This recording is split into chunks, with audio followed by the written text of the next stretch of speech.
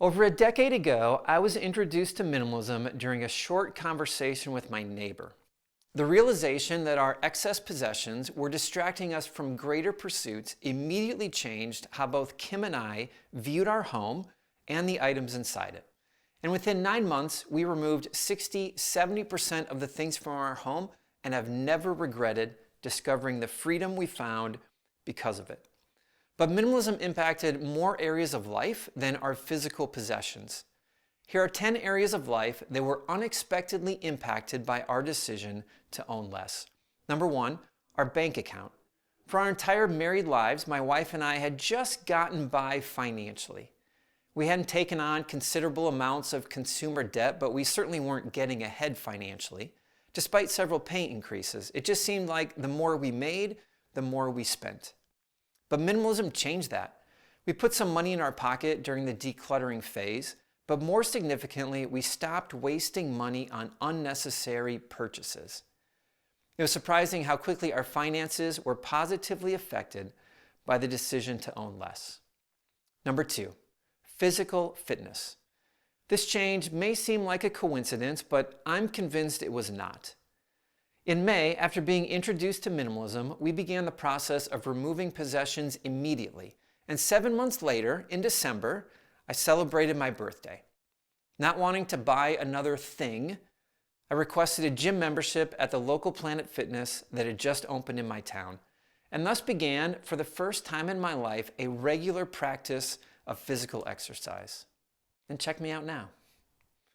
Minimalism unexpectedly affected my physical health. Number 3, my diet.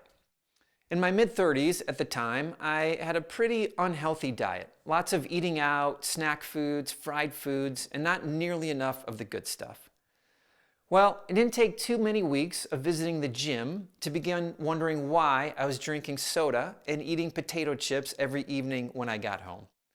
And thus I began researching healthier foods to eat before and after working out, and my entire diet began to change.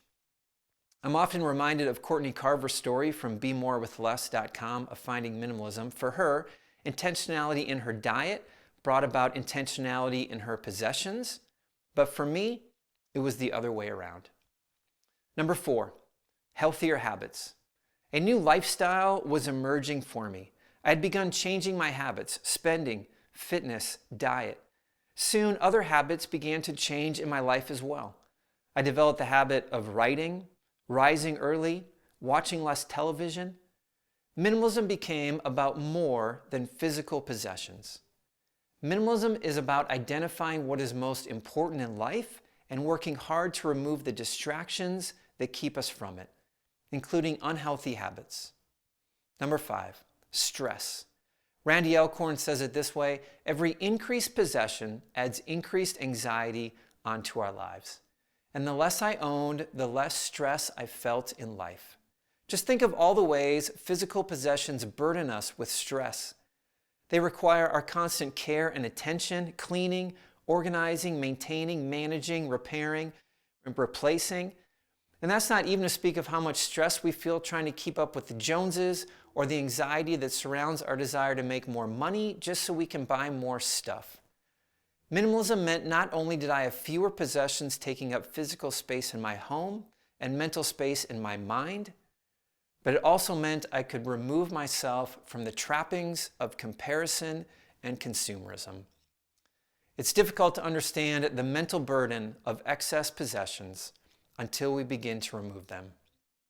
Number 6, my faith.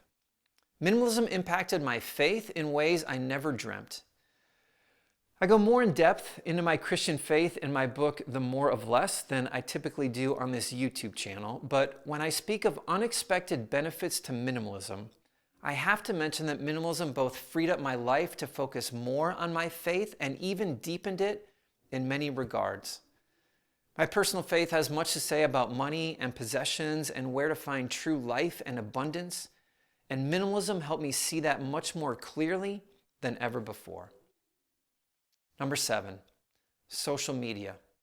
I use social media every day to spread the message of minimalism, but I can also see how quickly it becomes just another distraction from things that matter when we don't use it intentionally. I don't get it right every day, but embracing the benefit of fewer possessions has also helped me see the benefit of less time on social media. Number 8, relationships. When we first discovered minimalism, we were regularly hosting 3 different small groups of people in our home almost every single week. Showing hospitality was important to us then, and it is important to us today. Some might confuse a minimalist home with being cold and lifeless, but we found the opposite to be true. We found it easier to entertain and host drop-by guests now that there's less clutter to shove into closets before they arrive. I should also mention that freeing up time and money and focus because of minimalism has also allowed us to be more present and available in our relationships than ever before. Number 9, how I view work. In our society, work has become the thing that we do 9 to 5, Monday through Friday, in order to earn the paycheck so we can buy the stuff, take the vacation, or retire early. But minimalism forced me to rethink work. If I'm not going to work so I can spend more money on stuff, then why am I going to work? And I began seeing it as something different altogether. Work is the thing we do with our lives to improve society and life for others. It's our way of using our talents and education and experience to serve and love others. In this way, it brings new meaning and fulfillment, and it becomes far more enjoyable than merely slogging through another day until payday. Not everyone sees work that way, unfortunately, and I didn't either before minimalism. But I'm grateful how my views have changed. Work is such an important part of our lives, and seeing it correctly is life-changing. Number 10, parenting. We all want to be intentional parents raising good kids who contribute positively to society. And many succeed in that effort without discovering minimalism. But for me personally, I found minimalism impacted my worldview in so many positive ways it can't help but come out in how I parent. I don't force my children to embrace a minimalist lifestyle. They'll make their own decisions when they're out of the house. But I do model for them a life lived for more important pursuits than material possessions. And minimalism freed up time at home to accomplish that. Minimalism was introduced to me in just one short conversation. And what began as simply a journey to own less stuff has begun positively influencing almost every area of my life. And you'll find it has the same impact on yours.